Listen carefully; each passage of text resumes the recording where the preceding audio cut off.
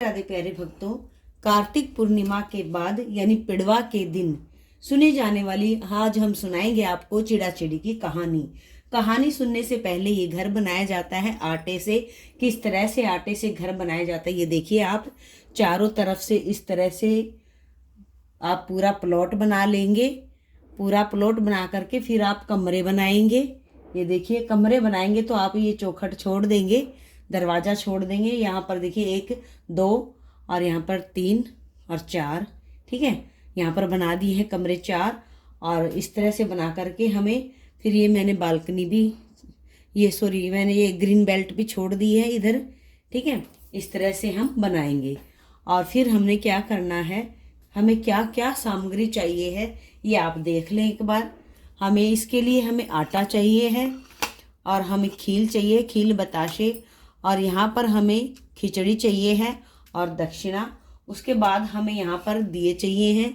दिए हमने बना लिए हैं, दिए चाहिए हैं, तैयार कर लिए हैं। 7 करें या 5 करें वो आपकी इच्छा है। यहाँ पर मैंने 7 दिए तैयार कर लिए हैं और फूल भी मैंने ले लिए हैं। मेरे पास फूल था तो आप फूल ले लें, आपके पास भी फूल हो तो ले लें, नहीं हो तो आपकी गार्डन में लगे हो तो आप ले लें। हमने जल का भरा पात्र भी ले लिया है कहानी सुनने के लिए। चिड़ा चिड़ी की ये कहानी सुनने से ही बहुत ही जल्द आपके मकान का योग बन जाएगा। अगर आप किराए पे रहते हैं तो आपके मकान का बहुत ही जल्दी योग बन जाएगा। आप ये कथा जरूर सुने। हमें थोड़ा सा आटा लेना है, इसमें हमने चिड़ा और चिड़ी की प्रतिमा बनानी है, ठीक है। चिड़ा चिड़ी बनाने हैं। ये देखिए इस तरह से मकान बना करके हमने क्या करना है, फिर ये दिए लगाने हैं और चिड़ा चिड़ी बनाना है। ये देखिए पूरा आकृति हमें इस तरह से हमें चिड़ा चिड़ी बनाने हैं। ये बन गया हमारा चिड़ा, ठीक है, बन गया ना। इस तरह से हमें बनाना है और फिर हमें चिड़िया बना देनी है। इस तरह से तैयार कर देना। ये हमारे हो गई हैं चिड़ा और चिड़ी तैयार। और हमें पता है, हमें विश्वास है, अगर आप भी पूरा विश्वास करके इस कहानी को सुनेंगे, चिड़ा चिड़ी की कहानी को सुनेंगे, तो आपके मकान का बहुत ही जल्दी योग बन जाएगा। अगर छोटे मकान में रहते हैं तो बड़े मकान का योग बन जाएगा, बड़ा मकान बनेगा आपका। और किराए पे रहते हैं तो जल्द ही आपका किराए के मकान से पीछा छूट जाएगा और आपका अपना मकान हो जाएगा। जी हाँ, विश्वास करके इस कहानी को आप सुनकर देखिए। सबसे पहले हमें क्या करना है, ये हमने घर बना लिया है।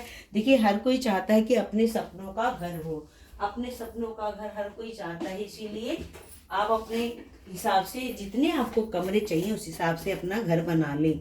यहाँ पर हमने बताशा भी रख लिया है पूजा के लिए, ठीक है। आपके पास बताशा नहीं हो तो कोई बात नहीं, आप मिश्री भी रख सकते हैं, ठीक है। यहाँ पर हमने बताशा भी रख लिया है। अब आपको क्या करना है, फिर आपने क्या करना है, जहाँ पर आप दिए रखेंगे उससे के पहले आप अक्षत रख लें, ठीक है, और फूल रख लें। अगर आपके पास अक्षत है तो अक्षत रख लें, फूल है तो फूल रख लें। यहाँ पर मेरे पास अक्षत अभी मैंने लिया नहीं है, खील लिया है, खील में रख दूंगी। और यहाँ पर हमने फूल रख दिया है। आपके पास फूल हो तो आप दीपक रखने से पहले फूल आप जरूर रखें, ठीक है। फिर हमने एक एक दिया यहाँ पर रख देना है। एक एक दिया जितने आपके मकान है, जितने आपने मकान अपना बनाने की वो इच्छा करी है, बनाया है अपने हिसाब से, इस हिसाब से आप उसमें दीपक प्रज्वलित करें, ठीक है। ये हो गया। और एक तो चिड़ा चिड़ी के सामने होगा और एक जो आपने अपना ये जो गेट छोड़ा है, गेट के मुख्य द्वार पर भी 2 दिए होंगे। यहाँ पर ये बालकनी पूरी नहीं की थी मैं बालकनी बोल देती हूँ, ग्रीन बेल्ट, ठीक है। हर किसी के यहाँ ग्रीन बेल्ट होती है, ये मैंने ग्रीन बेल्ट छोड़ दी है, ठीक है, इस तरह से। और देखिए हर कोई चाहता है कि अपना खुद का मकान हो। और मैंने दीपक पे भी कुमकुम लगा दिया था, आपको दिखाया नहीं क्योंकि वीडियो लंबी हो जाती है। आप दीपक पर कुमकुम जरूर लगाएं। फूल भी हमने चढ़ा दिए हैं, दीपक का पूजन हो गया है। इस तरह से हमने सभी घरों में दिया जला दिया है, ठीक है। जहाँ पर अब हमारा चिड़ा चिड़ी है वहाँ पर भी हमने फूल रख दिया है और हमने दिया भी लगा दिया है। और चिड़ा और चिड़ी को भी हम कुमकुम लगा देंगे, ठीक है, कुमकुम लगा देंगे इस तरह से। कुमकुम लगाने के बाद अब हमने हर घर में इस तरह से हम चिड़ा चिड़ी को भोग रूप में प्रसाद समर्पित करेंगे, सबको भोग लगाएंगे। देखिए, खील लक्ष्मी माता को अति प्रिय होती है और खील अगर आप चढ़ाएंगे तो इससे आपके घर में धन धान्य की कभी कमी नहीं रहेगी। ये वस्त्र रूपी हम कलावा समर्पित कर देंगे चिड़ा चिड़ी को इस तरह से। ये चिड़ा चिड़ी वो हैं जिन्होंने कार्तिक में पूरा स्नान किया था और कथा सुनी थी और इन्हें इस योनि से छुटकारा मिला था और मानुष देह मिली थी, तो इसीलिए इनका पूजन किया जाता है। यहाँ पर सभी कमरों में, सभी रूम में हम खील का प्रसाद चढ़ा देंगे, ठीक है। इस तरह से जहाँ भी जितने भी दिए हैं सबके पास रख देंगे, ठीक है। यहाँ पर हम अपने मकान को हर कोई अच्छे से सजाता है, तो आप भी बहुत अच्छे से मन करके सजाइए, क्योंकि बहुत जल्दी आपके मकान का योग बनने वाला है। जो भी रेंट पे रहते हैं वो तो जरूर ही करें। अगर आप कहोगे मकान बनाने की विधि तो मैं बता दूंगी, क्योंकि इस वीडियो में बहुत ज़्यादा लंबा हो जाता है, ठीक है। तो ये थी पूरी सामग्री, मैंने बता दिया है। अब हम क्या करेंगे, ये हमारा जल का भरा बर्तन है जो, इसको भी यहाँ रख लेंगे और हाथ में लेकर के हम फिर कथा सुनेंगे चिड़ा और चिड़ी की। इस तरह से हाथ में खील लेंगे, या कहते हैं ना कि वो लेंगे, चावल लेंगे, यानी खाली हाथ कथा नहीं सुनी जाती है। बहुत समय पहले की बात है, एक पेड़ पर 4 चिड़िया रहती थी। वह चारों एक दूसरे की पक्की सहेली थी। कार्तिक का महीना शुरू होने से पहले एक चिड़िया ने 2 औरतों को कार्तिक महीने के नियम, फल और पूजा महत्व के बारे में बात करते हुए सुन लिया। तो ऐसा सुनकर चिड़िया को बहुत ही अच्छा लगा उन दोनों की बातें सुनकर। उन दोनों की बातें सुनने के बाद उसने अपनी तीनों सहेलियों को बुलाया और उन्हें इस बात के बारे में बताया। तो उन्होंने क्या निर्णय लिया कि हम भी कार्तिक स्नान करेंगे। वो औरतें कार्तिक स्नान के बारे में बात कर रही थी, तो आज से हम भी, कार्तिक का महीना शुरू हो गया है तो हम भी कार्तिक स्नान करेंगे। ऐसा सुनकर चारों ने निर्णय किया और चारों गंगा जी के किनारे रहने लगी। पूरे कार्तिक महीने उन चारों चिड़ियाओं ने नियम से स्नान और पूजा की। फिर प्रतिपदा यानी पड़वा के दिन उन्होंने खिचड़ी बनाने की सोची। एक चावल लेकर आई, एक दाल लेकर आई और एक घी लेकर आई, और चौथी ने खिचड़ी बनाई। यानी चारों ने खिचड़ी बना करके फिर सब स्नान करने के लिए चली गई। पहले चिड़िया जो स्नान करके आई उसे बहुत जोर की भूख लगी थी। उसने तो बस खिचड़ी की भाप ले ली और सो गई। फिर दूसरी चिड़िया आई और उसे भी बहुत जोर की भूख लगी थी और फिर वह भी सो गई। उसने बहुत जोर की भूख लगी थी, वह तो खिचड़ी का सिर्फ पानी ही पीकर सो गई। फिर वो तीसरी चिड़िया आई, उसने देखा कि उसको भी बहुत भूख लगी थी और वह खिचड़ी खाकर सो गई। फिर चौथी चिड़िया आई और वह भी खिचड़ी की खुरचन खाकर सो गई। ऐसा सो करके फिर जैसे वो सो गई, अचानक से भयंकर तूफान आता है और तूफान में वह चारों मर जाती हैं। फिर अगले जन्म में जिस चिड़िया ने भाप खाई थी वह राजा के घर जन्मी और राजकुमारी बन गई। जिस चिड़िया ने खिचड़ी का पानी पिया था उसने कुम्हार के घर जन्म लिया, और जिस चिड़िया ने खिचड़ी खाई थी उसने ब्राह्मण के घर जन्म लिया, और जिस चिड़िया ने बची खिचड़ी की खुरचन खाई थी वह राजा के महल में हथनी बनी। कुम्हार की लड़की राजा के दासी बनी। ब्राह्मण की लड़की राजकुमारी की सहेली बनी। राजकुमारी को अपने पिछले जन्म की सब बातें याद थी। तो एक दिन राजा की लड़की का विवाह हो गया तो राजा की लड़की अपने ससुराल जाए ही ना। राजा ने पूछा, क्या बात है, तुम ससुराल क्यों नहीं जा रही? वो बोली, पिताजी मैं नहीं जाऊंगी। तो उसने पूछा, क्या बात है, क्यों नहीं जाओगी? राजा के पूछने पर फिर उस राजकुमारी ने कहा कि मैं तो अपनी दासी और अपनी सहेली को साथ लेकर जाऊंगी। तो राजा ने कहा, अच्छा, जैसी तुम्हारी इच्छा है वैसा करो। फिर भी वह बोली कि पिता मैं नहीं जाऊंगी। तो फिर भी उसने राजा ने पूछा कि अब क्या बात है, अब क्यों नहीं जाओगी? तो वह बोली कि मैं तो अपनी हथनी को भी साथ लेकर जाऊंगी।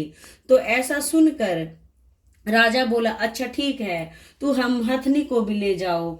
फिर वह राजा ने सैनिकों को आदेश दिया कि जाओ हथनी को लेकर आओ। लेकिन हथनी सोती रहती है, हथनी नहीं आती है।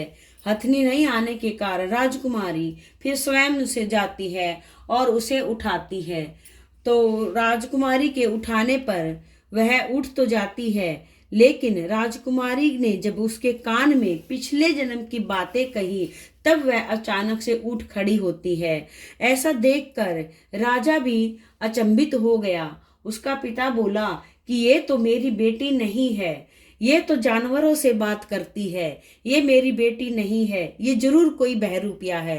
राजा ने अपनी तलवार निकालकर अपनी बेटी के गर्दन पर लगा दी। बोला कि बताओ तुम कौन हो?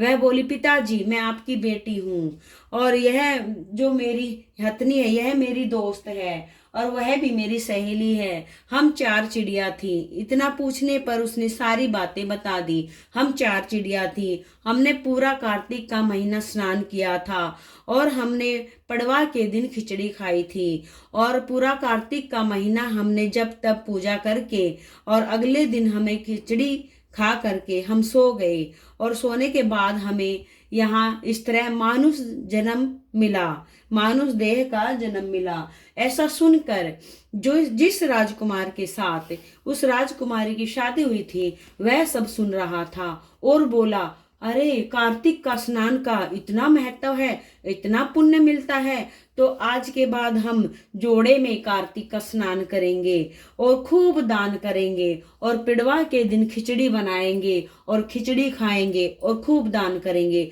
वह फिर ऐसा ही करने लगे। राजकुमारी चली गई अपने ससुराल। फिर दोनों ही कार्तिक के महीने में खूब स्नान करते, जप करते, दान करते, तप करते, और उनके घर भगवान ने खूब भंडारे भर दिए। उनके घर इतने भंडारे भर दिए कि वो खूब दान करने लगे, और उनने अंत में बैकुंठ भी दिया, बैकुंठ दिया। और हम कहते हैं, मेरे प्रभु, जैसे आपने उन पर कृपा की, उन चिड़ियाओं को मानुष देह का जन्म दिया, और फिर उन्होंने आपकी पूजा जप तप और कार्तिक का स्नान किया, तो उनको फिर आपने अपार धन और भंडार दिया। ऐसा आप सभी के साथ करना, ऐसे ही आप सबके भंडारे भरना। जो कहानी कहे, जो कहानी सुने, जो हुकारे भरे, उन सब के भी भंडारे भरना। तो ये थी चिड़ा और चिड़ी की कहानी। आइए अब सुनते हैं इसी दिन सुनने जाने वाली गणेश जी की कहानी। एक समय की बात है, एक बुढ़िया भक्त थी जो गणेश जी की बहुत ही पूजा पाठ करती थी। वह हर दिन बालू का गणेश बनाती, और गणेश हर दिन ढह जाता, हर दिन बिगड़ जाता, यानी जितना वो बनाती बालू का वो खंडित हो जाता। तो एक दिन देखा कि कुछ मिस्त्री पास में मकान बना रहे हैं। वह उनके पास जाती है और कहने लगी, हे मिस्त्रियों, मेरे है ना गणेश जी तुम सीमेंट के बना दो। तो वो है बोले, अरे बुढ़िया पागल हो गई क्या, इतने हम तुम्हारे सीमेंट के गणेश बनाएंगे, इतने में तो हम अपने मकान की दीवार खड़ी करेंगे। तो बोली, अच्छा ठीक है, भगवान करे तुम्हारी दीवार टेढ़ी हो जाए। तो ऐसा कहकर वह चली गई। जाने के बाद फिर उसने क्या किया, वो मिस्त्री दीवार बनाए और उनकी दीवार बने ही ना, टेढ़ी हो जाए। वो फिर से उसको दोबारा से उखाड़ के बनाए, फिर से वो टेढ़ी हो जाए। ऐसा करते करते पूरा दिन बीत गया। जब सेठ आया तो उसने देखा, अरे आज तो मिस्त्रियों ने कोई काम ही नहीं किया, कारीगरों ने कोई काम ही नहीं किया। तो वह बोले कि नहीं, हमने तो बहुत काम किया था, लेकिन एक बूढ़ी अम्मा आई और वह बोली कि है ना, हमें है ना सीमेंट के गणेश जी बना दो। मैं हर दिन बालू का गणेश जी बनाती हूँ, वह बिगड़ जाता है और गल जाता है। तो बोले अच्छा, तो मुझे उस बुढ़िया के पास ले चलो। तब वह साहूकार उस बुढ़िया से मिलने जाता है। तो वह कहता है उस बुढ़िया से, हे बुढ़िया माई, तू मेरे मकान की दीवार सीधी करवा दे। मैं तेरे लिए सीमेंट का नहीं, मैं तेरे लिए सोने का गणेश जी बनवाऊंगा। तो ऐसा सुनकर बुढ़िया, गणेश जी भी खड़े खड़े सुनी रहे थे। बुढ़िया भी बहुत खुश हुई मन ही मन, और साहूकार ने उसको सोने का गणेश जी बना कर दिया। और फिर उसके मकान, उसका जो दीवार बना रहे थे मिस्त्री, वो दीवार भी सीधी हो गई। और जिस तरह से हे गणपति महाराज आपने उनके बिगड़े काम सवारे, इस तरह ही जो कहानी कहे, जो सुने, जो हुकारे भरे, उन सब के भी बिगड़े काम बनाना। और एक बात मैं जरूर कहूंगी, जो भी इस कथा को सुनेगा, जिनका अपना मकान नहीं है, बहुत ही जल्द उनका खुद का मकान हो जाता है। हे प्रभु जी, आपकी अपार कृपा है, सभी के भंडारे भरना। अब आपको क्या करना है, ये कहानी तो हो गई पूरी। अब आपको ये खिचड़ी, इसमें कुछ और खिचड़ी मिला करके दान कर देना है, या आप इसे पका कर भी आप जो मंदिर के बाहर भिखारी होते हैं उन्हें खिला दो, या कोई मांगने वाला आता उन्हें खिला दो। और इसको हम खीर को प्रसाद रूप में खा लेंगे। और इसको किस तरह से हटाना है, आपने सुबह बनाया है तो ये शाम को हटाना है, और शाम को बनाया है तो आपको अगले दिन हटाना है। ठीक है। और हटाना कैसे है, आपने फूल और पत्तियों को, दियों को अलग अलग कर लेना है। और फिर इस आटे को आपने आराम से किसी कपड़े की सहायता से इकट्ठा कर लेना है। और ये जो आटा है इसी में मिला करके, इसी में आपने खांड, बूरा, कुछ मतलब तिल वगैरह डाल करके ये आप सभी को मिला करके चींटियों को दे देना है। और जो ये आटा है ये भी आप चींटियों को ही दे दें, या कहीं आसपास मछली का तालाब हो, कहीं नदी नहर हो तो आप वहां भी डाल सकते हैं। इस आटे को पूरे को गूंथ करके गोलियां बना करके उसमें भी डाल सकते हैं। तो प्यारे भक्तों, उम्मीद करती हूँ आपको ये कहानी अच्छी लगी होगी। कृपया करके चैनल को सब्सक्राइब करें, और अगर आपको पसंद आए तो हमें कमेंट करके जरूर बताएं। मिलते हैं जल्दी अगली वीडियो में, तब तक के लिए आप सभी को प्रेम से जय श्री राधे। ओम नमो भगवते वासुदेवाय नमः।